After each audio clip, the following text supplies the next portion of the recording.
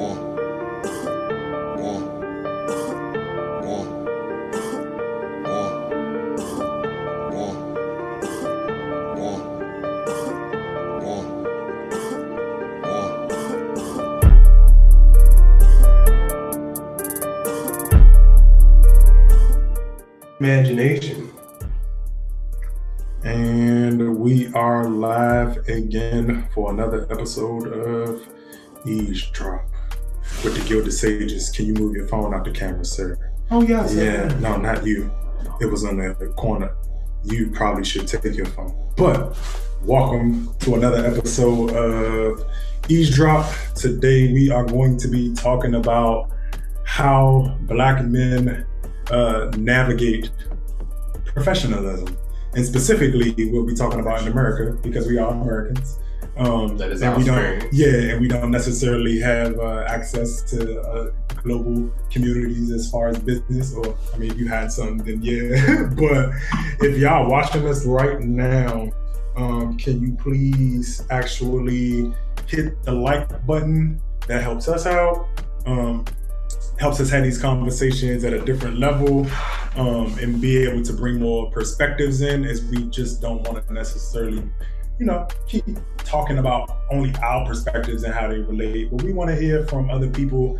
We like hearing from other people. So when you do get a chance, call in. We'll be having that open later. And today, I want to say we will be having a special guest come in at 7:30. Our good brother, Mr. Derrick Colbert. I will introduce him when he comes on, but he's going to be adding to the conversation as well and talking about, Black men navigating professionalism. We're all professional men ourselves, and this is going to go to also the institutions that follow algorithmic behavior sets required for matriculation. We're going to talk about a little bit of that in terms of how people we always talk about over here playing the game and how that kind of has an effect on it.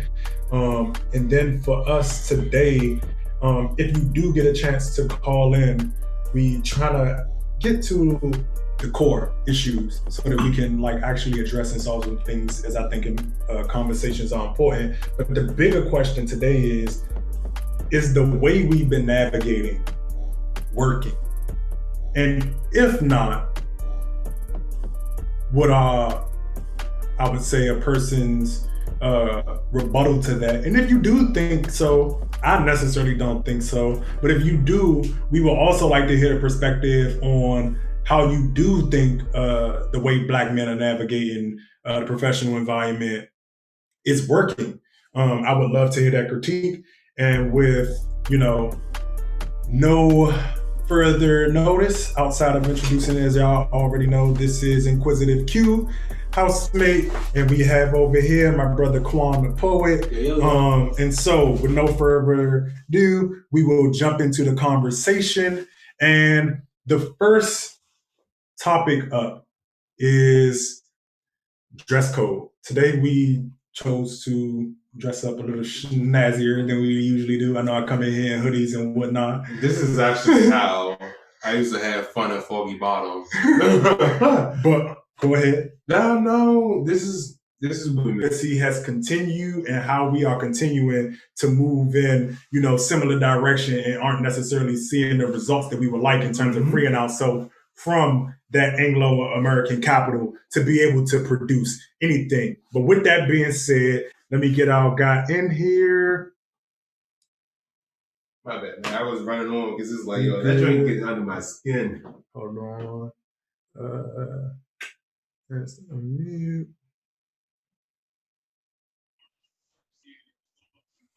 Is it something? Oh, damn. I'm sorry. Good evening, kind sir. So, good evening. Can you hear me? Yes, sir. Yeah. We can hear you over here. You are good to go. I look a little blurry. You look a little blurry, but we can still see you. Your beard looking sharp. Your glasses looking nice. Well, let me fix this up a little bit. Okay. There we go. There we go. Good. Hey, so we're going to just jump you right in. Again, everybody, for if you watching, Please like the video, share the video. This man has come over to, give us his time. We want his voice to touch as many people as possible, and hear this conversation, as we are two different generations and two, Black men having a conversation about how it is that we're going to navigate business. But just a little bit about Derrick. He's a native Washingtonian and a lifelong Ward 8 resident, and knows for all of our DC people that is similar to how counties and districts work in other places. But he's also a devoted father, husband, brother, and community builder with 20 years of community, government, and small business development experience. He's a certified family development practitioner, certified fatherhood practitioner, and credentialed entrepreneurship and small business strategist. And so, without further ado, I want to give you the floor to be able to tell the people a little bit about yourself, or anything that I may have left off in that small, brief introduction before we get started. And you come out here and bless us with the advice and the conversation today. First and foremost, I just say thank you to you and your co-host, man. It was good to see you, brothers. I truly honored to be a part of what y'all have going on, and also this honored to see that y'all utilize this platform to speak your truth. Because everyone in America, everyone in this world has their own truth, and it's a privilege, man, for me to be on y'all platform to speak my truth as y'all speak y'all truth, And if y'all know anything about me, I'm always telling people, man, to live their truth, right? Never allow anyone to tell your story for you. You always tell your own story, and always be comfortable with who you are. So that's just who I am. Thank you for the introduction, and I'm just looking forward to the conversation, So I'm here. Pleasure to have you. So with that being said, before that, I just wanted to say you are quite generous in that introduction being on the platform, because one of the things that needs to be done before we get into the conversation and preface it is that we as Black American men do this amongst ourselves, hold ourselves accountable, and hold our ear and respect the elders who had to matriculate and how they survived, so that when you get game ahead of time, you know how to prepare for the things you're going to see. I wanted to thank you for that introduction, and I'm glad that you're here. No, and I appreciate you for bringing that in, because that's a very important thing.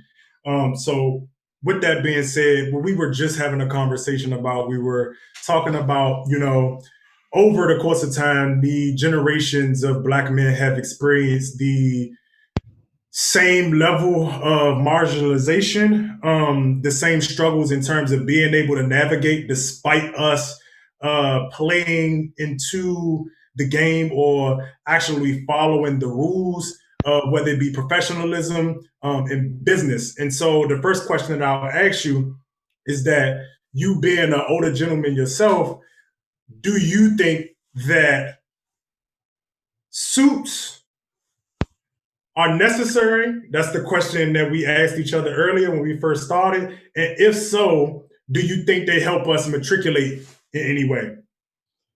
Well, I'm gonna answer that question like this, right? Our people, we have a history of liking fine things in life, the finer things in life. If you really trace back our history, we were the first ones to introduce silks. We were the first ones to introduce linen. We were the first ones to introduce gold, right? Mm-hmm. And if you look at the history of our people, we always presented ourselves in a king or a royal state manner. So as we got here in America, and as suits got introduced, well, the European style of suits, how they got introduced, we just fell out. Yeah, yes, sound. Let me see. Hold on, your sound went out. It was there you go. If it was based upon, it was a top piece or one piece and things like that as well. So I would say suits is not necessary, but suits really help. Suits help you to define your character as you look to grow in whatever professional arena that you are in. So I will answer that question that way. I will say that I believe that the clothes don't make the man make the clothes. Mm-hmm. So whatever you decide to wear, then you definitely can make sure that it fits your personality and fits who you are. Okay. I can see that. And so jumping into the next question, I've had the pleasure of working alongside with you in certain capacities. So my next question to you is for younger, and this is for younger men in terms of how do you feel about, because everybody wants to make the money, whether it be in corporate institutions, whether it be in the streets, quote unquote, or rising up in society to become that quote unquote successful man, however one person might see that. But when we talk about being successful and obtaining worldly wealth, and what would you say to, or would you prioritize integrity over money? What is integrity, though? What's your definition of integrity? I think that's subjective. I don't necessarily. I can give a definition to it. You can go ahead. Integrity is, and I love this about diplomacy, is trust but verified, right? Mm-hmm. So I always see my words as credit, and we always say as a man, you are your words. This is true. My words is credit. Mm-hmm. So that means if you take me on my word, I owe you a debt, and my debt is my effort, and that's integrity. So I say I'm gonna be there at 9:00 a.m. I show up at 8:55. Mm-hmm. So I honk the horn at 9:00. That's integrity. So for me, it's like integrity goes with loyalty. So is your loyalty to the money, and therefore your integrity is with the money, or is your integrity with the community, therefore your loyalty is the community? That's a great definition. I would say integrity is that, but also doing the right thing when no one is looking, right? Mm-hmm. So I would say in the world of business, in the world of this being a professional and being a man, is doing the right thing at all times. To Q's point, a lot of times we feel like that if we get to the bag, then we doing the right thing. But a lot of times that bag is not the right bag for us, right? A lot of times we do a lot of things just for economic gain, and we lose our souls in the process. I'm the type of person that I've never done anything for economic gain. It's always been about me doing the right thing because it was the right thing to do. And can you back up just a little bit, because you went out and you was dropping knowledge and heat, so I want everybody to catch all of the heat. Yeah. Just maybe like 10 seconds back. So I want to make sure we good. We good over here. Your voice just went out. Your picture's still up. Okay. Can you hear me better now? Yeah, I can hear you. So wow. I know I was on a roll up and down. Where I stopped off at. So you were talking about, and what I'll do is I'll help kind of move the conversation, because what you were getting into was a conversation about consistency. Yeah. You were talking about how that integrity is attached to consistency. Yeah. And I love that you were going there, because that's something that, again, you are true to that and you do profess that. And it is one of the things that I also myself believe in terms of, you have to not only do something, but be willing to do it over the course of time, because that's when you start to see produce and end results. Because like you said, people have a bad tendency to cut corners. And in terms of having a conversation about Black men navigating professionalism, there are cases where people cut corners. And going back to your initial point, when you mentioned the thing about suits not necessarily being necessary, but it's more about the man in the suit. And what I hear from you a lot in this conversation is that it's more about the creed and the build of the person and the man itself than it is about the actual environment that you're navigating. Because what happens is there are always things that are present to navigate. And I agree with that 100% as we understand the society that we live in. And I'm a firm believer. I don't like to pass on certain behaviors to other people, because I think that's also something that we don't necessarily do in blaming external sources for our shortcomings, which I think is an unfortunate cop out in a lot of cases. But you wanted to say something before I ask him another question. Go ahead. I want Derrick to finish, because what I don't know if I can call you Derrick, Mr. Colbert, or how. Man, call me Derrick, man. Because I'm a formal guy, but no, you want to roll, and because I know where I'm at, I want to hear that train of thought before I jump in. So sticking with Devon's point to as being consistent, right? I believe that the only way that you truly are able to sustain what you are looking to build, you have to be consistent. You know, you have to be able to walk in with a certain level of integrity, not chasing the bag, because people look at me, you know, and I'm a stylish guy. I get that from my parents, right? But everyone felt like that my financial situations is something on a higher scale, and I laugh at a lot of that a lot of times, not knowing that by me being consistent, it got me to where I'm at today, right? It took me 20 years. It took me actually 20 years for me to really get to where I'm at today. And I knew coming into this game that I was going to have to build it brick by brick. And a lot of times folks don't want to take the long road. People want to take that shortcut. People want to say, you know, just because I'm popular within my neighborhood, then I demand a $175,000 a year job, right? Not knowing that just because you're popular in your neighborhood doesn't mean that you laid the groundwork for you to be professional or being able to jump in. Zoom, we're not friends. I know he's on professionalism, $175,000 a year job. Mm-hmm. Where we at with it, right? I see we having a little bit. There we go. I feel like you got to understand what it takes to be a professional. Yeah. I feel like you got to understand, you know, just because you put on a nice suit doesn't mean that you're a professional. Just because you can articulate yourself well doesn't mean that you are professional.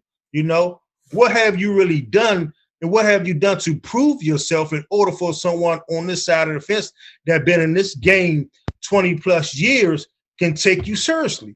And a lot of times we don't want to do that. You know, when I think about the flyer that you put together, I looked at that flyer. I'm looking at a Barack Obama. I'm looking at a Jay-Z. I'm looking at a Master P. I'm looking at I'm looking at a Cornel West. I'm looking at all the greats, right, that we look up to. Mm-hmm. And a lot of people don't know that it took them 20 plus years in order for the world to recognize who they are. Mm-hmm. You know? And we don't want to be consistent with that. We feel like, okay, well, just because I got a little buzz going on social media, my page is wide open, you know, so I got 3,000 followers. You see what I'm saying? I'm popping. No, that doesn't mean that you're popping. That means that everyone is in your business. You telling everyone your business, but you have not done anything for someone on this side of the fence to actually take you seriously enough. So that's what I'm always preaching. Like, what have you done? What dues have you paid? Just because you connected to a certain individual doesn't mean that you are guaranteed a seat at the table. And if you sit at that table, what are you bringing to that table in order for you to be effective? Because every time I sit down at the table, I'm sitting down at the table and I'm bringing something to the table. I want to earn my way. When y'all look at me, y'all think, oh, well, this guy, you know, you ran off my bio 20 plus years. It took me 20 plus years for folks to start calling me Mr. Colbert. I earned that. And I'm willing to earn it every day. Just because folks call me Mr. Colbert now, that doesn't mean that I can stop. I can't stop now. I got to keep pushing. So I'm going to digress right there because I can go on and on about this. How many times do I say it's suicide, bro? I agree. How many times do I say it's going to the line, coming back, going to the line, coming back, going to the line, and coming back? But my thing is, the longevity. What I hear from you is legacy longevity. That's important. That's what the value is. My My question was, and it's sitting on this, because this is how I center myself. I can say I'm fortunate enough to have a mother who was a professional, and she was a manager herself. Mm-hmm. So I got to see that lifestyle through her. And I got to see and have different opportunities that showed me that accomplishments is day to day. You don't accomplish in that moment that everyone is celebrating. You accomplish day to day. So my question is, in taking the long road, have you found a level of emotional satisfaction of just doing the best you can within a day to achieve that long goal? And the reason I ask that question is because I find a lot of people give up. And it's like, you don't give up. You know, here's the thing. People give up because they think they're going to aspire to be, like you said, Mr. Colbert in 20 years and tomorrow. Mm-hmm. They give up. It's like, instead of worrying about how people respond to you, for me, I'm at the point emotionally, I want to feel so great that people don't know I failed. I want to feel so great in front of people, they don't know I failed. Only I know I failed. And if I'm the only person that know I failed to achieve what it is I wanted to, that means that I'm ahead of everybody because no one can tell me what I did wrong because they can't see it. So do you find emotional value in doing the due diligence to fail greatly?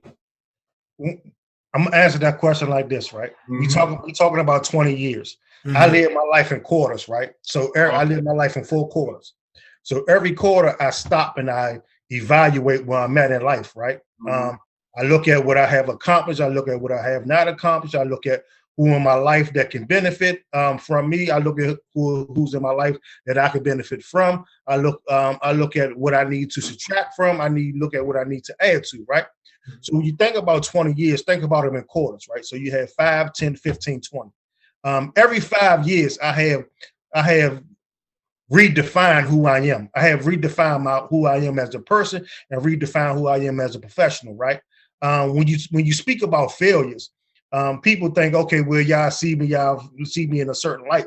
But a lot of times, the wisdom that I possess have came through my failures. I'm the type of person that I'm not afraid to fail because I feel like you learn the most from failing, right? So I'm willing to actually try something, and if it doesn't work, I'm going back to the drawing board and trying to figure out exactly why it didn't work. You know, when I'm doing business consulting work and I'm having conversations with entrepreneurs and budding small business owners, I ask this question like, are you afraid of the word no? You know, and a lot of times folks say, yeah. I'm like, why are you afraid of the word no? Because I have heard no so many times. And every time I heard the word no, it made me sharpen my skills that much more, right? I'm not afraid of the word no. I'm not afraid of failing because I feel like when you fail and when you hear the word no, you should go back to the drawing board, go back into the lab and try to figure out exactly how can you get to that word yes, right? Mm-hmm. Emotional satisfaction. I get satisfied by knowing that I proved myself right and I proved everyone else wrong, right? Got you. Coming into this, right? I'm from Ward 8, born and raised in Ward 8, been in Ward 8 my whole entire life. I'm still gonna own property here in Ward 8 until the day that I die, right? Mm-hmm. Growing up, I heard nothing comes good from out of Ward 8. And for a long period of time, I kind of believed that until I said, you know something, I'm great. I ain't good, I'm great. So let me show the city and let me show the world that I'm great. You know, just because, and my mom, this quote that my mom told me years ago stick with me to this day. She said, boy, never allow your zip code to define you. You define your zip code, right? Mm-hmm. So I get emotional satisfaction by showing other people that all that stuff that y'all have said, all the negative things that y'all have said about Ward 8, look at us, right? Mm-hmm. Look at me, look at Devon, look at you, Q, look at us, right? Look at us. We great people, and not only us, but a whole bunch of other people here in Ward 8 are great as well, right? Mm-hmm. So we gonna show y'all just because we come from a different class than y'all, right? That we are capable enough playing on the same field as you, and actually we're gonna perform 10 times as better as you because we have spent time and time sharpening our skills, waiting to get in the game, you know, waiting to get in the game. And that's what I don't see from this generation a lot, right? They don't stop and shop. They don't take time to actually practice and sharpen their skills because they thinking, okay, well, I'm just gonna jump in the game. I'm gonna learn the game as I go. No, sit on the side. There's nothing wrong with sitting on the sidelines and studying the game. There's nothing wrong with getting up early in the morning and practicing and honing your skills because trust and believe, you're gonna get your shot. You're gonna get your opportunity to get on the court and get in the game. And what you gonna do when you get in that game? Yeah. Are you going to turn the ball over, or are you going to take that ball and put some points on the scoreboard? So to answer your question is emotional satisfaction for me comes when I put points on the scoreboard. Gotcha. Put points on the scoreboard. Points on the scoreboard is everything that I care about because the more points that I put on the scoreboard, the better my stock is, right? Because we all are commodities. And I don't care how you look at it, we all are commodities, right? We are human capital to corporations' bottom line. So they invest in us, right? We are investments, right? So they invest in us. So for me, I look at it as I gotta make sure I keep my stock going up and up and up and up and up and up and up, right? Because when people look at me, they're gonna say, "Oh yeah, that's a good investment." So yeah, you're investing in me, but I'm investing in you as well because I'm gonna get inside your corporation and I'm gonna learn everything that I need to learn. You know, if you think about a Bob Johnson, if you think about a Percy Miller, when you think about a Sean Carter, you think about a Magic Johnson, you think about a Chris Gardner, right? Chris Gardner is one of my favorite people in the world of business because Chris Gardner's story is a very remarkable story, right? And I know y'all know who Chris Gardner is. He's the guy that Will Smith played in The Pursuit of Happiness. Mm-hmm. So so Chris Gardner story is a remarkable story because he struggled. He became homeless. You know, he saw his opportunity and he chased that opportunity down until he got it, and he did not stop until he got that opportunity. And when he got his opportunity, he learned everything that he needed to learn from the corporate world, and he actually left that corporate job and started his own. And he's one of the most successful daggone investment brokerage firms inside of the world. A black man, still true to who he is, and understand exactly the struggle, and every opportunity that he gets, he goes back and gives it to the next generation. So emotional satisfaction comes from me is putting points on the scoreboard and giving it back to the next generation, not only the next generation, but my peers as well, right?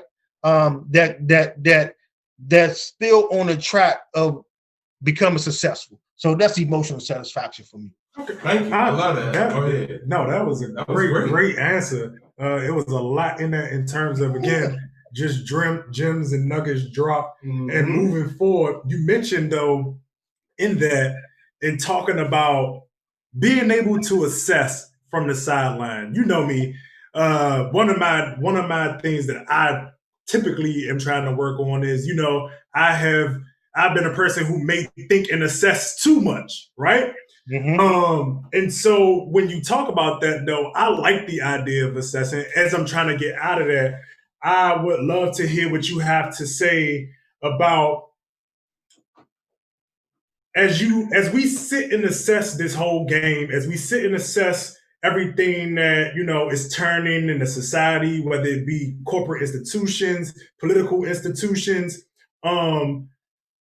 what do you feel, or do you feel as though we are navigating appropriately? And if so or not, what changes would you like to see made in terms of Black men, in terms of how we're navigating these institutions? And that's coming from just watching from the sidelines. I think is a very important thing, because I would agree with you in that my generation moves very, very fast, in that we don't value reflection, and that we don't necessarily value what comes along and what comes from sitting still. As I'm always preaching sitting still, and a lot of people think that when I say sit still, I'm talking about inaction. But what I'm more so talking about is being able to, like you mentioned, being able to sit, really get a scope, focus on it, and then also be able to come back with the game plan. Because right now we have taken the blueprints from past and just kind of thrown and cherry picked which ones we like and don't like. And so now we're just kind of doing and mimicking without actually sitting and reflecting on what it is we are mimicking. So again, what do you think? What adjustments do you think we can make in terms of how we navigate? And what have you also experienced in your own navigation that you would have maybe adjusted if you had knowledge beforehand? That's a great question. So that's a great question. It's a very loaded question, right? That is a great question. So I'm going to start. I'm going to ask this question like this. I'm going to start off like this. I feel like not only for your generation, but for my generation as well, because I'm only probably about 10, 14 years old, right? So we still kind of in age, right? I feel like we got to understand that just because our ancestors built this country doesn't mean that corporate America owe us anything, right? It doesn't mean that anyone owes us anything, right? Because they did what they did, and we are where we are at, right? But also on top of that as well is the thing is we also have to understand that just because you are a black here in America doesn't give you the right to go inside someone's corporation and demand a management job right off the bucks, right? Especially if you don't understand that industry or that marketplace, right?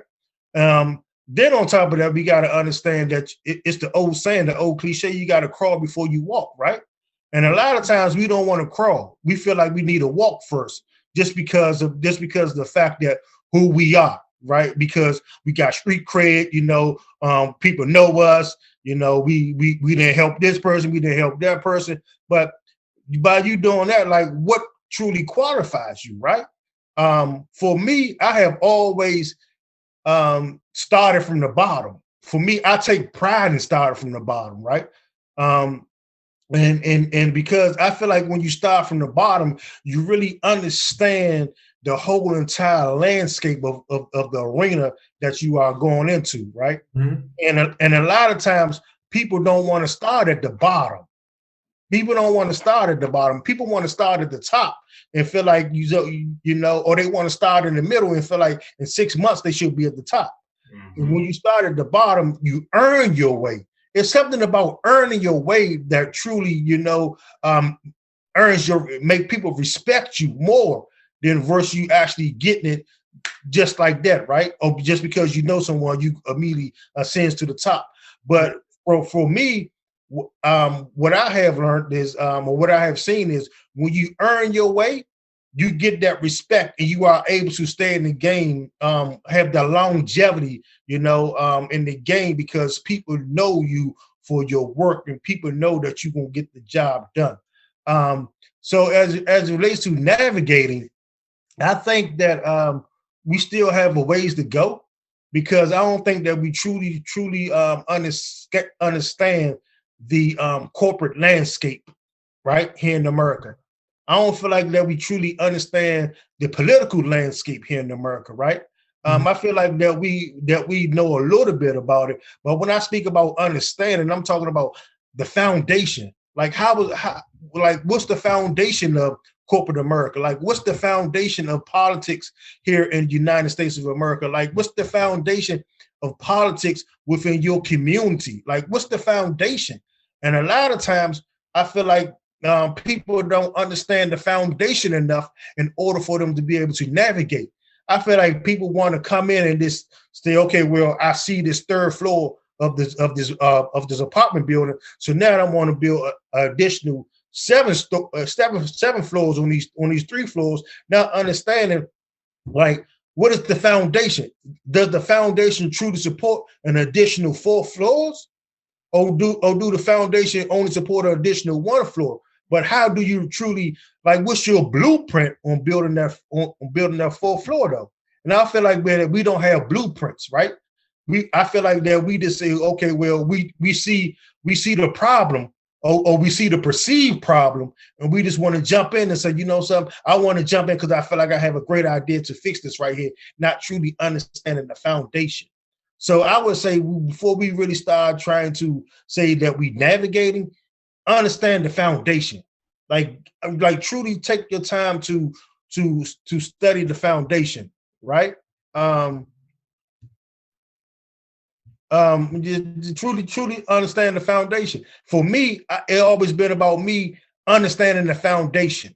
Me sitting back and I'm learning from the elders. I'm having conversations with the elders. I'm having conversation with people that's already in the game, or already in the arena, or already in the industry that I'm looking to go into, and having conversations with them and leading from a humble standpoint, saying, you have more knowledge than me, you have more wisdom than me, you have more understanding than me. How can you help me navigate this right here, right? I feel like that too many times us as Black men, we allow our pride to get in the way of saying, okay, well, I don't want to reach out and ask such and such for help, because if I ask them for help, then they're gonna feel like, I don't know anything, or they smarter than me. Yeah, they probably a little bit more smarter than you in that arena, but they not. But that doesn't mean that you can't ask for that help and build yourself up to that point, right? I feel like when we talking about navigation, we got to be able to understand, okay, well, who's going to help you navigate along the way? You can't navigate this thing along the way. There's a lot of people that helped this guy Derrick Colbert out, right? There's a lot of people. There's a lot of people still helping me out to this day. I haven't got to where I'm at in my point of my career, in my life, and all the things that I'm doing. You see what I'm saying? Without help, I still get help to this day. But I know who I need to get help from, and I know who I don't need to get help from. And that's the key right there. So when you're talking about navigation, understanding the foundation is the key and the starting point to be able to navigate. Okay, so I wanted to jump in there and just clarify. So what I'm hearing from you is that knowing the foundation where you want to go gives you the structure to navigate the structure of where you want to go, and listening to other people enables you to value wisdom. Mm-hmm. And I would agree that, and I think that's what Black Americans need to admit, that America does not like to value wisdom or age. In America, being old is this passe thing, whereas to me, because I like to expand my imagination or anything else, age is a right. You have to earn being old. I agree. Like, you don't just get to be old. It's survival. You have to earn it. It's survival. You have to earn it, and it's a day-to-day thing. And what I'm hearing from you, Derrick, is that you have to earn the things you want. And I talk about that all the time. It's like, especially when it comes down to dating, and I don't want to necessarily go there because I don't know where you're going, but when it comes down to dating, a lot of people don't understand it's the day-to-day. I need to deal with your personality day-to-day. And on those days I can't deal with your personality, we got to go our separate ways, because we're not going to build a house and pay it off within 2 years. That's not most Black Americans' life. We're going to have to build a house, live in the house as we pay the house off, and still be together throughout all those years. So we're not just committing to 5, 10, 15. Like, the word mortgage literally means death pledge. Literally means death pledge. If you're going to be in a mortgage with someone, that means you're not worried about that house for you two. You have bought that house for the next generation. And I don't think a lot of Black Americans and Americans view marriage that way in collaboration. And that's why I think the professional environment has cultivated this idea that everyone can live as a rich executive. Yeah. And I think for me, that's the only thing I wouldn't even necessarily say push back on. But for me, in terms of mentioning like continuously starting over from the mud, that's one thing that I personally would like to see change, as I know most of us have done so and have had to do so. But I think we're having this conversation right here, right now, because we don't want to see that continue to happen in terms of whether it be you, Derrick, Quan, or myself having to navigate these things with no guidance, no presence, no, again, I would have appreciated even if somebody gave me half of a blueprint or something to work with. Because in a lot of our, lives, it's you really just stumble and you go and like you said, you naturally learn who and where to take and access information, and you just get smarter and stronger along the way. But I would, for me, love to see an environment where there is, again, a community, but also a pipeline of how we are passing down not only the wisdom, but like you said, the capital resources, the professional relationships, and helping people learn how to manage those. Because part of I think a drawback is in terms of moving people around in that way is, one, I don't think us as Black men get enough times to fail, as it goes to that conversation that you were having in terms about people. It feeds into that insecurity because people don't necessarily have the capacity to withstand it. And again, I'm not making necessarily an excuse for it, but that is an element. That is an element that is there. And so what I would love to see is that, again, we have these institutions, whether they be just the family, because those are things that we have to build upon. Like we had the conversation about the gender truths, and I'm for that because I don't think that we as families, the Black community doesn't exist first without Black family and those families coming together to make that overall community. Mm-hmm. And that comes down with passing down all of those resources, whether they be intangible or tangible. And that's the only thing that I would add to that in terms of being able to access or have access to people like yourself. Because like you said, it takes help. Mm-hmm. It takes help. And for me, statistically, I want to change certain narratives and certain numbers, because right now, unfortunately, the failure rate is way higher than in terms of the success rate, as we are, unfortunately, those who made it and those who continue to strive and make it.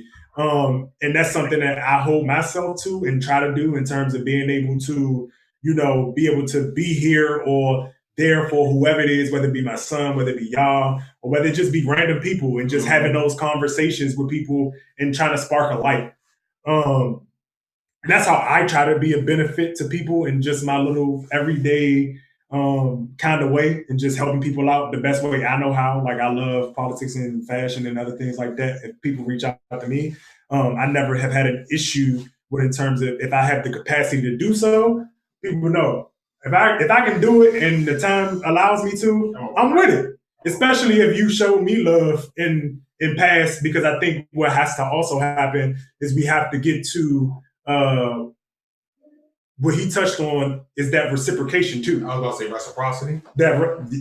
Exactly, because what happens is we talk about abuse in the community, and I don't think we talk about abuse from the professional side of, helping those who helped you and being able and being willing. I don't think I ever told you this. When you speak about abuse, kind of expound upon that, though. Got you. And so when I'm talking about abuse professionally, what I'm getting at is you have situations where, let's say for myself, if I am extracting, whether it be your wisdom, whether it be your access, whether it be you helping me do a resume or anything that you're good at, I have to reciprocate that in any way that I can possibly. Because again, we also don't necessarily have the same skill sets, but it becomes abusive when, say, that person who has helped lift you up reaches out to come back down and help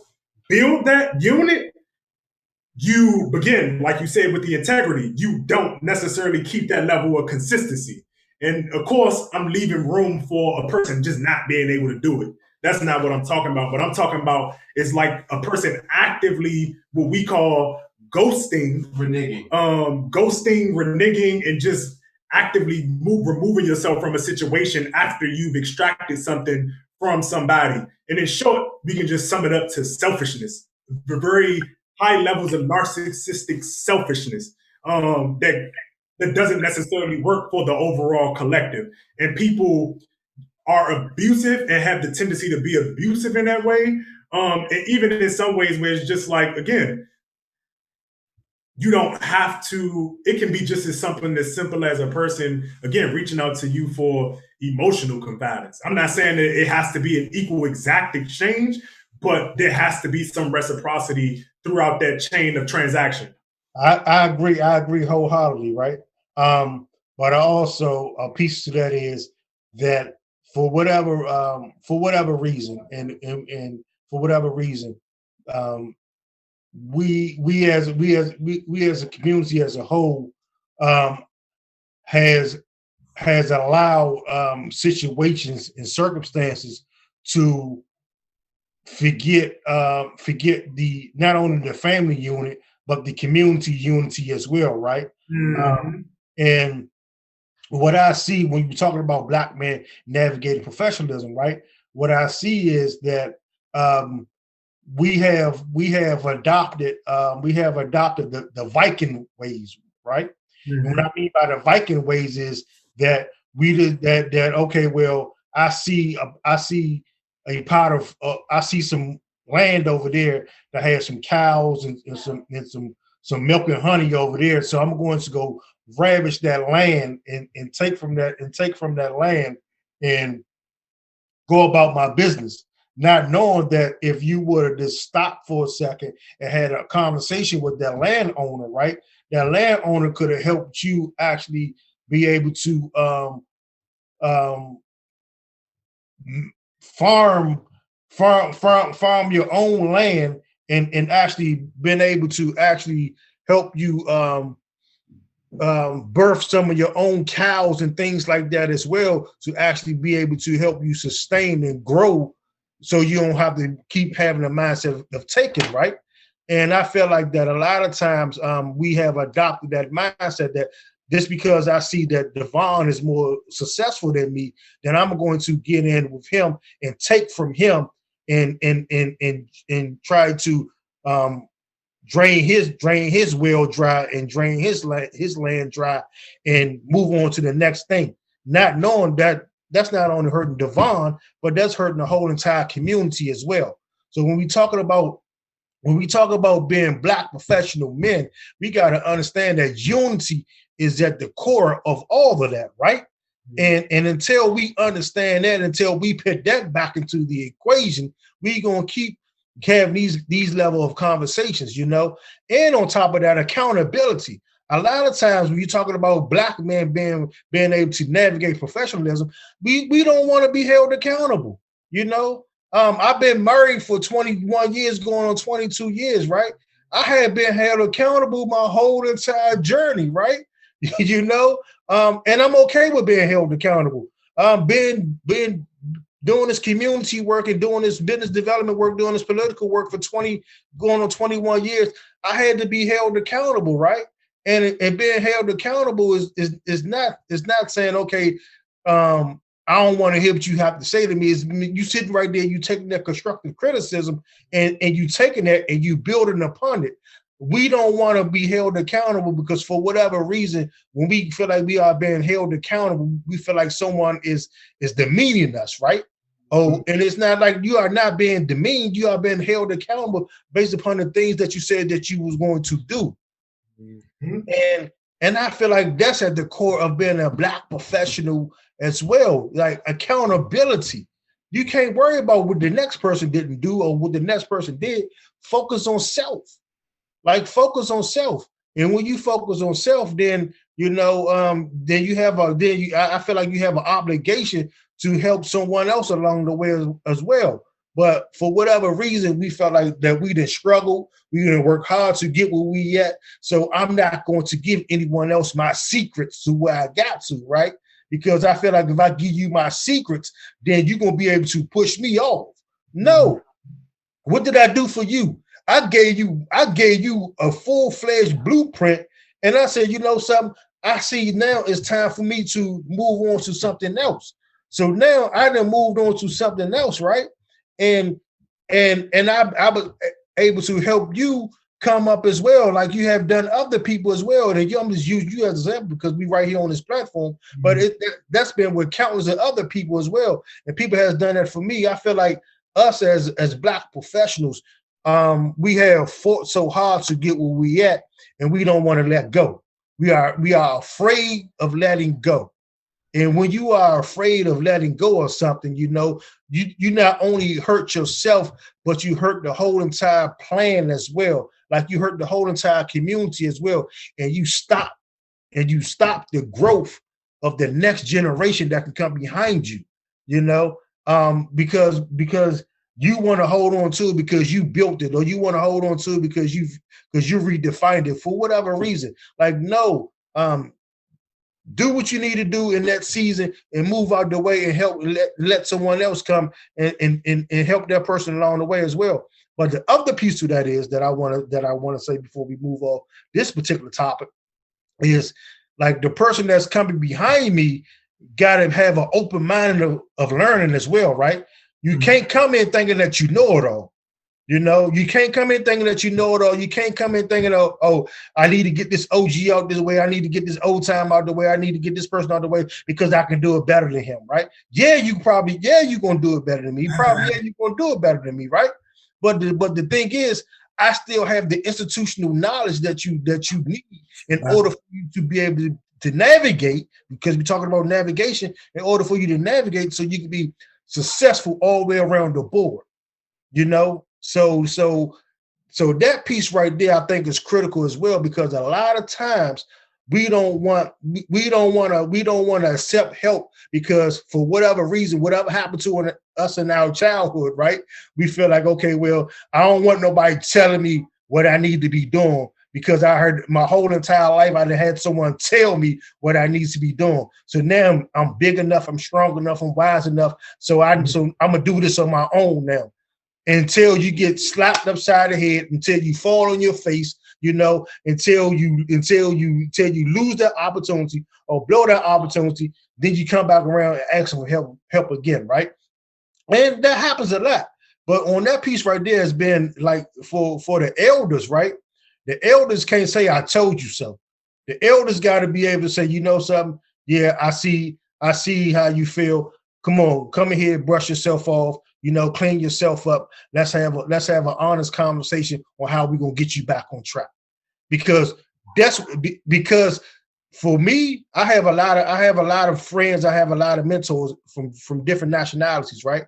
And I see how they do it. I see how they do it. They don't chastise in public, right? They're gonna chastise in private, right? They gonna lift you up in public, but they're gonna tear you down in private, right? But the tearing down is not to crucify you. It's to help build you up. And we got to get back to that because we were once doing that, right? We got to get back to that, and that's how we help each other navigate this thing, because we have so many different elements that's coming against us that don't want us in positions. You see what I'm saying? To thrive and to help someone else, right? And on top of that, just because I'm in a position, that doesn't mean that I gotta walk around and have and tell corporate America I got a whole bunch of street cred. Just because I got street cred, that's for you and I to know. They ain't for the whole entire world to know, right? Because now I'm in a different arena.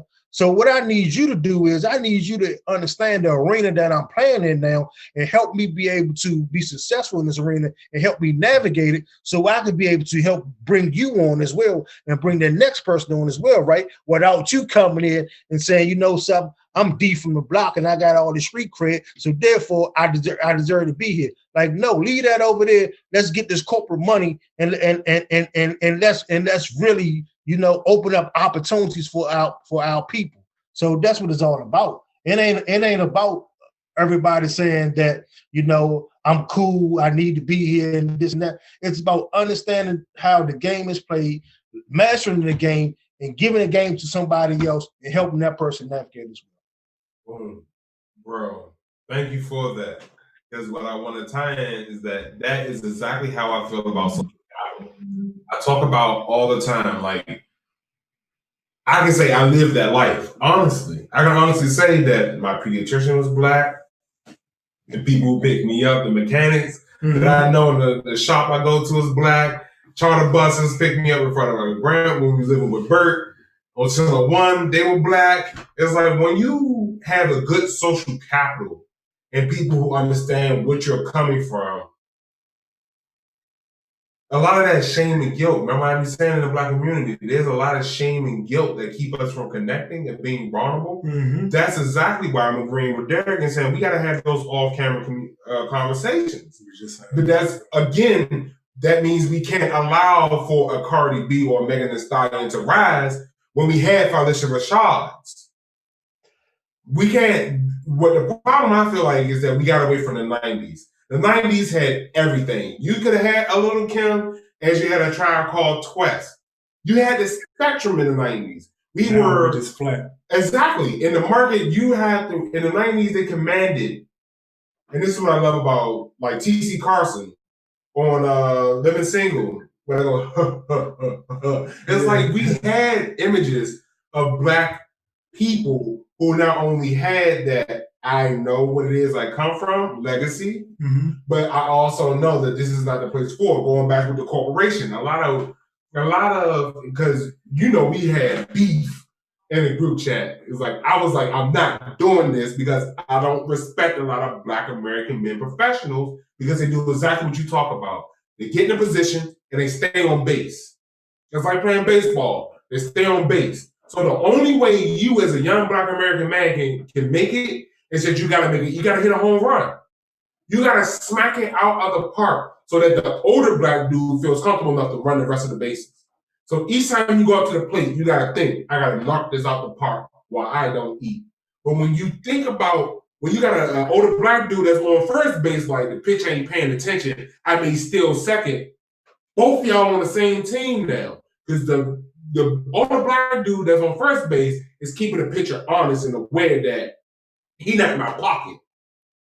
I gotta be honest with myself and like, this dude has value, and this is what I'm getting to. We don't preach value into our children before we teach them how the world will devalue them. I'll say it again. We don't preach value into our children before we teach them how the world will devalue them. What I'm saying is that we teach a young Black man how police interact with them. We'll teach a young Black woman how Black men will interact with them or how the world sexualizes them. But we don't tell them you are valuable first.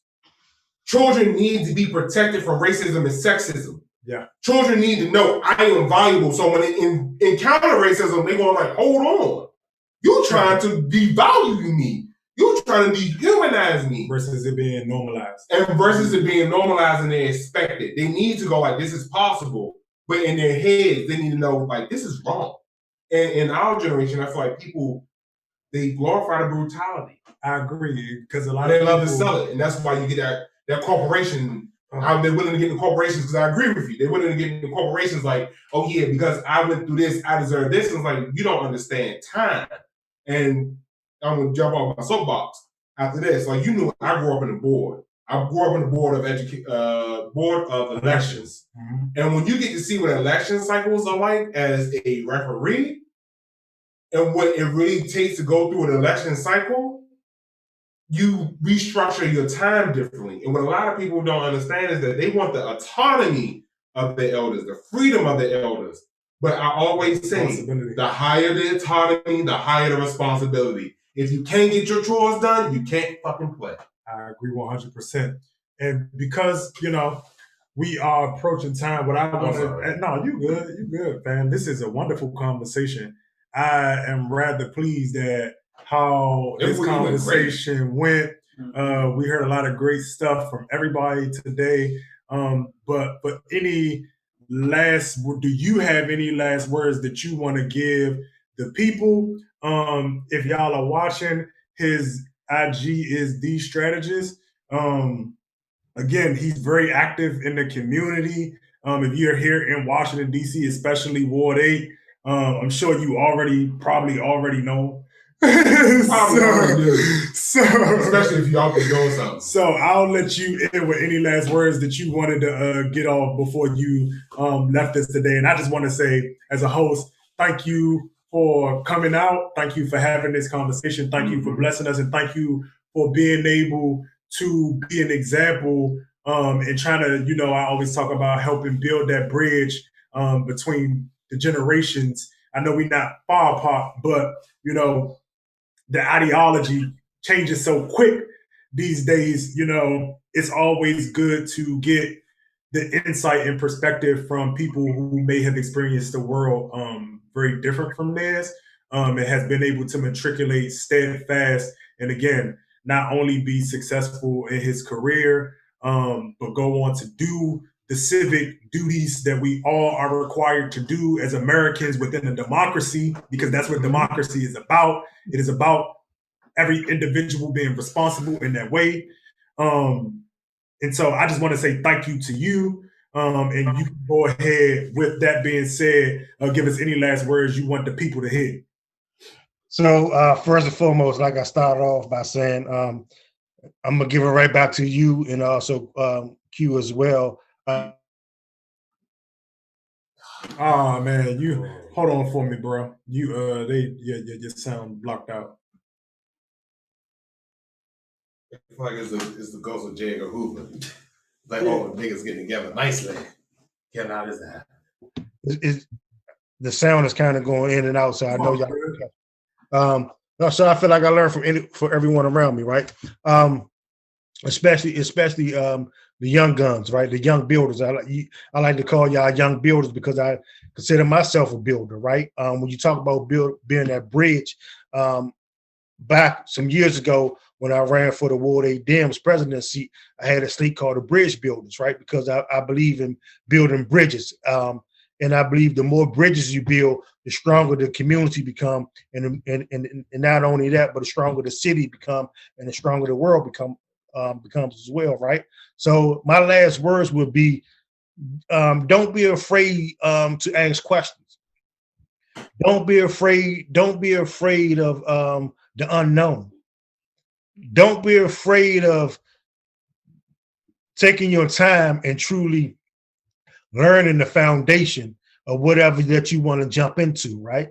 Because if you don't take time to do your homework, if you don't take time to build upon the things that have came before you, if you don't take time to really understand and truly understand where you want to go at in life, then you're going to spin your wheels the majority of your life trying to get where you want to get to. So don't be afraid. Don't be afraid to ask yourself the tough questions, right?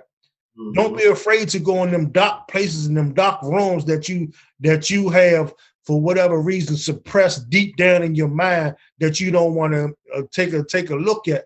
But go into them dark places, go into them dark rooms and develop yourself from that. Because when you develop yourself from them dark places, then you become whole. You become whole. And when you become whole, you become prosperous. And when you become prosperous, you become unstoppable. So no, I don't have all the financial wealth in the world, right? But I consider myself wealthy because I have went into them dark places and I have developed myself and my skills for me to be where I said at today. The wealth gonna come. I didn't have the wealth, I didn't lose wealth, I didn't gain wealth again, right? So wealth gonna come. I don't chase wealth. I chase the opportunity. You don't cut corners, don't half-ass at it, get to it, develop yourself, knock that task out of the park, and trust and believe that next opportunity that come your way gonna be 5 times greater than the opportunity that you felt like wasn't the right fit for you. So build upon that foundation and don't build on floors without understanding what's the foundation of that building right there. So thank you guys again for having me. I look forward to continue to promote you guys, to participate with you guys on your platform. And I'm here to support in any way that I can. God bless y'all. God bless y'all family. God bless DC, and God bless you, the United States of America. Love it. Thank you. Yes. Have a nice evening, man. Enjoy the fam. Much love. Let's see. All right, there we go. And so I'm gonna need you to back up a little bit. I got my shape up in the shot. All that, put your whole body in there. But before we get on out, because we're about to finish up, I just felt like the conversation was going well, so I just kind of let it go. Yeah.